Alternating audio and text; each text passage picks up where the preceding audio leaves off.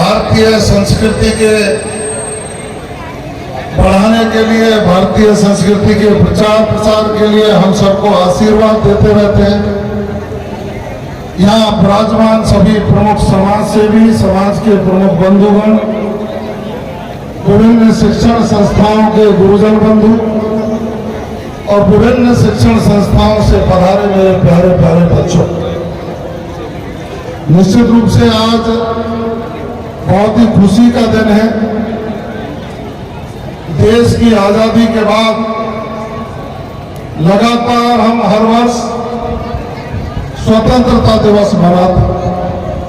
आज 78वां स्वतंत्रता दिवस है और 21वीं सदी में हम सब लोग जीवन जी रहे।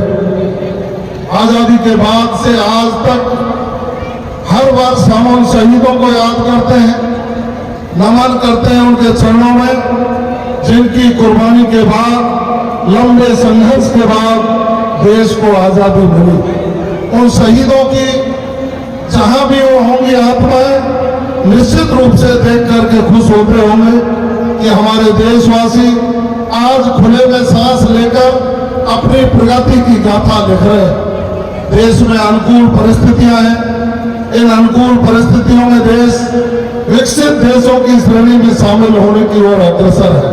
देश के प्रधानमंत्री आदरणीय नरेंद्र मोदी जी लगातार इस देश को प्रथम और अग्रणी श्रेणी में लाने के लिए लोक कल्याणकारी योजनाओं की घोषणा करके उसको धरातल पर लागू करने का काम कर रहे हैं। चाहे हमारे सामरिक विषय हो, चाहे आंतरिक सुरक्षा की बात हो, देश में शांति कायम करने की ओर हम आगे बढ़े हैं।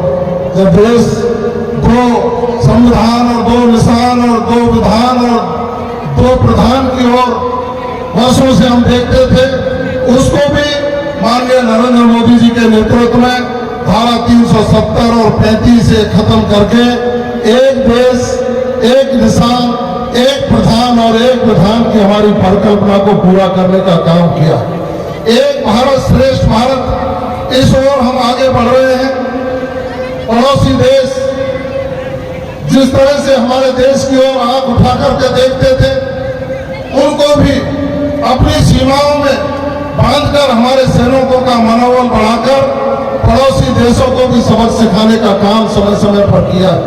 हमारा दायित्व बन जाता है कि ऋषियों मुनियों की परंपराओं में जीने वाले लोग जो भारतीय संस्कृति के आधार पर अपनी व्यवस्थाओं को लागू करके इस देश को अग्रणी देशों की श्रेणी में पूरे विश्व गुरु बनाने के सपने को साकार करने की ओर बढ़े। हमको ये सोचना चाहिए, विचार करना चाहिए कि हम अपनी वैदिक संस्कृति को आगे बढ़ाते हुए देश में लागू व्यवस्थाओं को अनुकरण करते हुए संवैधानिक रूप से देश प्रगति करे। इसका संकल्प भी इस समय पर हमको लेना चाहिए। देश की व्यवस्था में अग्रणी स्थान राजस्थान का हो। मैं आभार व्यक्त करूंगा प्रदेश के मुख्यमंत्री आदरणीय भजनलाल शर्मा जी का कि उन्होंने जब से कमान इस प्रदेश की संभाली है, लगातार अनवरत रूप से इस प्रदेश के विकास में नई इमारत लिखने का काम कर रहे। अभी माननीय राज्यपाल महोदय के संदेश को पढ़कर आदरणीय अतिरिक्त जिला कलेक्टर महोदय आपको उल्लेखित कर रहे कि चाहे देश के किसानों को सिंचाई की व्यवस्था हो, चाहे बेरोजगारों को रोजगार देने की बात रही हो, चाहे युवाओं को, महिलाओं को, किसानों को, मजदूरों को आगे बढ़ाने की बात रही हो, चाहे शिक्षा की क्षेत्र में उन्नयन के काम रहे हो, चाहे गरीब को सस्ता सिलेंडर देने की बात रही हो, चाहे गरीब को अन्न पहुंचाने की बात रही हो, चाहे हमारे स्टेट इंफ्रास्ट्रक्चर डेवलपमेंट की बात रही हो, चाहे हम सबको स्वास्थ्य देने की परिकल्पना को पूरा करने का काम कर रहे हो, राजस्थान में नए आयाम स्थापित करके उन चीजों को आगे बढ़ाने का काम किया है। आज हम अमन चैन और शांति से रह सके, उन्होंने संगठित अपराध को रोक लगाने के लिए एसओजी का और एंटी संगठित अपराध टास्क फोर्स का गठन करके उन पर अपराध को रोकने का काम किया है। पेपर लीक करने वाले माफिया को सलाखों में पहुंचाने का काम किया है। हमारे कर्मचारियों का मनोबल बढ़े और आम जनता की सेवा कर सके, उनके भी लिए विभिन्न योजनाएं और घोषणाएं करके लागू करने का काम किया है। हमारा संकल्प है कि हम राजस्थान को अग्रणी प्रदेशों में शामिल करें। भ्रष्टाचार मुक्त राजस्थान, अपराध मुक्त राजस्थान, विकास की दृष्टि से नंबर 1 राजस्थान बनाने के संकल्प को पूरा करने के लिए हमारा सभी के सहयोग की आवश्यकता है। और मुझे आशा है, उम्मीद है और ये विश्वास भी कि टीम राजस्थान उन सभी सपनों को पूरा करने का काम करेगी जो आम जनता हमसे अपेक्षा करती है। और राजस्थान सरकार समय समय पर नीति निर्धारण कर अपनी योजनाओं के अनुसार उसको लागू करने का काम करती है। हम जिस जिले में निवास करते हैं, मैं बड़ी खुशी के साथ कहना चाहूंगा, उस प्रदेश में हम अपराध को रोकने में कामयाब हुए हैं। उस जिले में अपराध को रोकने में कामयाब हुए हैं जहां साइबर ठगी के अकेले भी जिले में 18% अपराध हुआ करते थे। हमारी पुलिस ने मुस्तैदी से काम करके उस ग्राफ को 4% पर ला करके रख दिया है। और मैं उम्मीद करता हूं कि अगले दिनों में वो जीरो पर होगा। या गौ तस्करी की घटनाएं जिस तरह से घटती थी, उन पर भी अंकुश लगा करके उनको जीरो पर लाने का काम यहाँ की राजस्थान पुलिस ने किया है। मैं साधुवाद और धन्यवाद देना चाहूंगा जिला प्रशासन के लोगों को, जिला कलेक्टर और उनकी पूरी टीम को, कि उन्होंने समयबद्ध तरीके से डीग जिले को विकसित जिले में शामिल करने की जो हमारी परिकल्पना है, उस राजस्थान के विकास में डीग जिले की भूमिका सुनिश्चित हो, उसके लिए भी कार्य योजना बनाकर समयबद्ध तरीके से अपने कार्यों को संचालन करने का काम किया है। हम सभी आमजन की ड्यूटी बनती है, हमारा सबका ये ध्येय भी है कि डीग जिला भी जिलों में प्रथम आए। इसके लिए हम सब जनप्रतिनिधि विकास की सोच को लेकर के आगे बढ़ रहे हैं। इसमें साधु संतों के विशेष आशीर्वाद की आवश्यकता है। आज हम सपना देखते थे कि अन्य क्षेत्रों के विकास के लिए बोर्ड गठित होते हैं, योजना लागू होती है, लेकिन आभार व्यक्त करूंगा प्रदेश के मुख्यमंत्री आदरणीय भजनलाल शर्मा जी का कि उन्होंने ब्रिज विकास योजना को लागू करके 50 करोड़ रुपए का प्रावधान करके ब्रिज के विकास की परिकल्पना सोची है। ये ब्रिज परिक्रमा के बाद भी हमारी जब सरकार थी, आदरणीय वसुंधरा जी जब मुख्यमंत्री थी, देश की सरकार से मांग करके इस ब्रिज परिक्रमा मार्ग का निर्माण कराया। उस समय भी माननीय आज के मुख्यमंत्री आदरणीय भजनलाल शर्मा जी ने, उस समय जब प्रदेश के पदाधिकारी हुआ करते थे, जगह जगह जाकर के ब्रिज की संस्कृति को कैसे बढ़ावा दिया जा सकता है, उस पर अपना ध्यान आकर्षित किया था।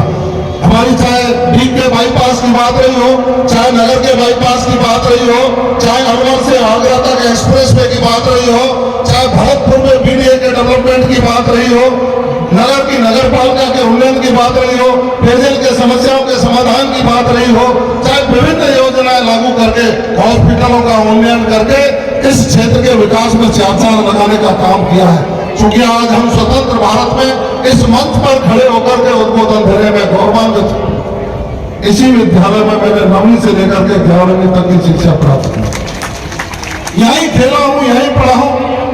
वो गुरुजन भी कई बड़ादे हैं जिन्होंने मुझे शिक्षा दी है। और उस विद्यालय में खड़े होकर के 78 में स्वतंत्रता दिवस के अवसर पर आप सबको संबोधित करने का मौका प्रदेश के मंत्री के रूप में मुझे मिला है। मैं निश्चित रूप से गुरुजन वृंदों का, माता पिताओं का और उन सभी अग्रजनों का अभिवादन करता हूँ, कृतज्ञ हूँ कि उन्होंने मुझे आशीर्वाद दिया, इस लायक बनाया कि मैं आपकी सेवा कर सकूं। हम संकल्प लेते हैं कि जब तक हम हैं इस प्रदेश के, इस क्षेत्र के, इस देश के विकास के लिए समर्पित रहे। आप सबसे मेरा आग्रह है कि देश की स्वतंत्रता का जश्न जिस तरह से पूरे देश में मनाया जा रहा है, आप भी कल शाम को जब जल महलों में सांस्कृतिक संध्या का आयोजन हो रहा था और देशभक्ति के गीत गाए जा रहे थे, उससे पहले मैं जब सोशल मीडिया पर देख रहा था तो गांव-गांव में, शहर में तिरंगा रैलियां निकाली जा रही थी। देश के प्रधानमंत्री जी के आह्वान पर तिरंगा रैलियां निकाल करके देश प्रेम की भावना से ओतप्रोत होकर हमारे नौजवान मोटरसाइकिलों पर निकले थे, कुछ पैदल निकले थे, लोग तिरंगा अपने घरों पर लगा रहे थे। ये देश की अनूठी पहचान, और यही देश है जिस देश के नाम को मां के नाम से पूरे विश्व में आप तुलनात्मक अध्ययन करेंगे तो एकमात्र देश भारत है जो भारत मां के नाम से पुकारा जाता है। और हम सुबह जब जागते हैं तो मां भारती को प्रणाम करके उस धरती को छू करके माथे से लगाकर अपनी दिनचर्या शुरू करते हैं। इसलिए हमारा फर्ज बन जाता है कि हम स्वतंत्र देश में भारतीय संस्कृति के प्रतिपादन के लिए जो कुछ करना चाहिए वो करने के लिए अग्रसर हों और भारतीय विधाओं, परंपराओं, संस्कृतियों के आधार पर अपनी व्यवस्थाओं को सुनिश्चित करके एक भारत श्रेष्ठ भारत का जो सपना है उसको पूरा करने का काम करें। क्योंकि 9 अगस्त 2000 1942 जब अंग्रेजों भारत छोड़ो का आह्वान किया था देशवासियों। आज अंग्रेजों भारत छोड़ो की कहने की आवश्यकता नहीं है। आज आवश्यकता है भ्रष्टाचार भारत छोड़ो, आज आवश्यकता है बेरोजगारी भारत छोड़ो, आज आवश्यकता है कि नशा भारत छोड़ो, आज आवश्यकता है कि हम सब लोग एकजुट होकर के बुराइयों को त्याग करके इस भारत को विश्वगुरु बनाने के रास्ते पर लेकर के चले। मेरी सभी से अपील है कि आप सब इस संकल्प को लेकर के आगे बढ़ेंगे। मुझे इस अवसर पर राजस्थान की सरकार ने निर्देश दिए कि आप भीग में जाकर के तिरंगा फहराओ। 26 जनवरी पर भरतपुर में फहराया, वो हमारा पूर्व जिला था, और जब भीग जिले का नाम आया तो मैं निश्चित रूप से प्रफुल्लित हुआ। आप सब उपस्थित हुए, आप सबको शुभकामनाएं। उन बच्चों को शुभकामनाएं जो अपना सपना संजो करके अपने आप को स्थापित करके अपने माँ बाप के सपने को पूरा करने के लिए अध्ययन करते हैं। आगे बढ़े, पढ़ें और अपने सपनों को पूरा करें। राजस्थान की सरकार आपके सर्वांगीण विकास के सपने को पूरा करने का काम करेगी। धन्यवाद। जय हिंद, जय भारत।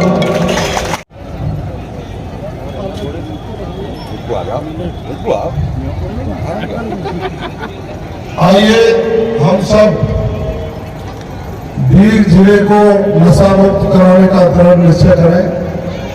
मैं प्रतिज्ञा करता हूं कि अपने देश को नशा मुक्त करने के लिए अपनी क्षमता के अनुसार